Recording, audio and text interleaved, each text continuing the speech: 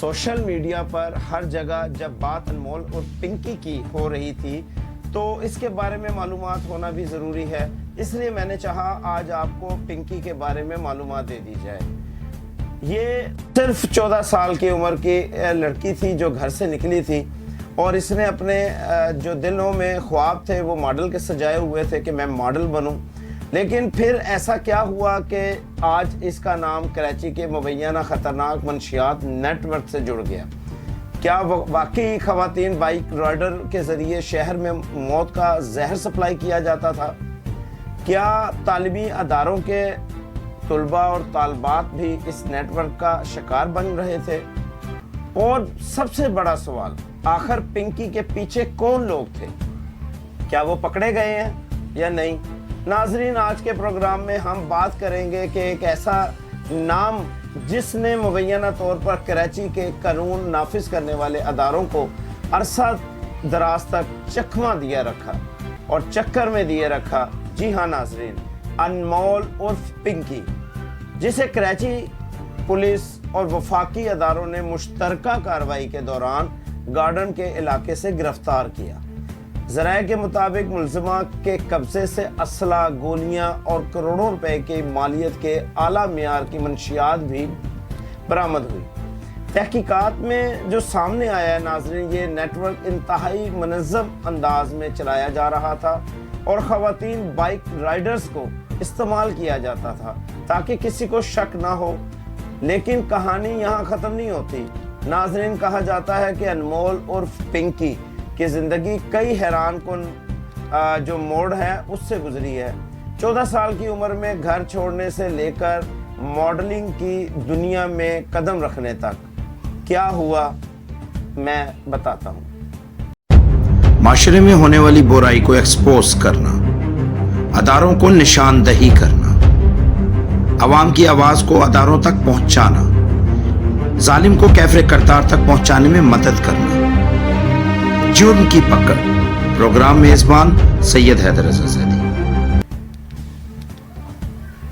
जब कदम रखने के बाद मॉडलिंग की दुनिया में किसी एक वकील से इसके ताल्लुकात बने तो फिर एक वकील से शादी हो गई और शादी के कुछ अरसे बाद ही फिर तलाक, और तलाक होने के बाद एक पुलिस ऑफिसर से इसके ताल्लुकात बन गए। और उसके बाद सवाल ये पैदा होता है कि क्या ये सिर्फ एक ख़ानदान का जुर्म था या एक खातून का जुर्म था, या फिर मुश्तरका वकील, पुलिस और पिंकी इसका जुर्म था, या इसके पीछे एक पूरा ताकतवर माफिया मौजूद है? क्या वजह है कि ऐसे नेटवर्क इतने अरसे तक कानून की नज़रों से ओझल रहे और कानून को नज़र ही नहीं आए? और अगर ये इल्ज़ामात दुरुस्त हैं तो कई नौजवान जिंदगियां इस जहर की वजह से तबाह हो चुकी हैं। पुलिस का दावा है कि मुलज़िमा 10 से ज़ायद संगीन मुकदमात में मतलूब थी और इसकी गिरफ्तारी को मुंशियात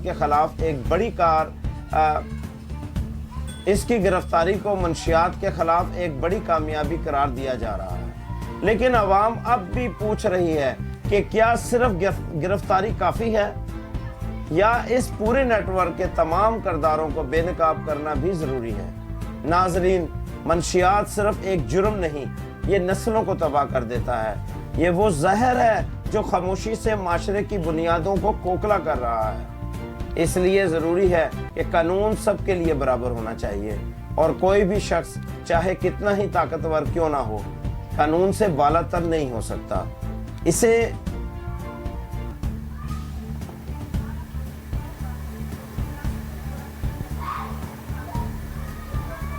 पिंकी के पीछे जो लोग हैं उनको भी पकड़ा जाए। आज आपने देखा होगा कि पिंकी ने मैसेज किया है कि मेरे बाद अगर मुझे जेल हो जाती है या अल्लाह ना करे कह के हबी नबी होती है तो मेरे बाद वही नंबर यूज़ होगा और वो नंबर किसी मर्द का होगा और वो मेरे दोस्त होंगे। तो क्या वो किसी पुलिस वाले का था या वो किसी वकील का नंबर है या उसकी बैग पे जो लोग हैं तो क्या उनको पकड़ा नहीं जाएगा? वो कौन लोग हैं, सुराख लगाना ज़रूरी है या नहीं?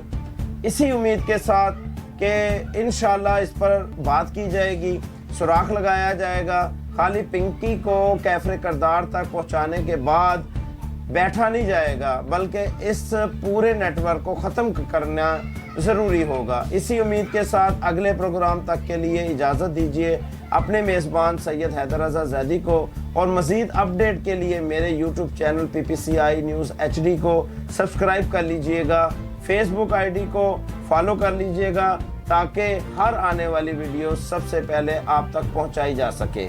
اجازت چاہتا ہوں، خدا حافظ۔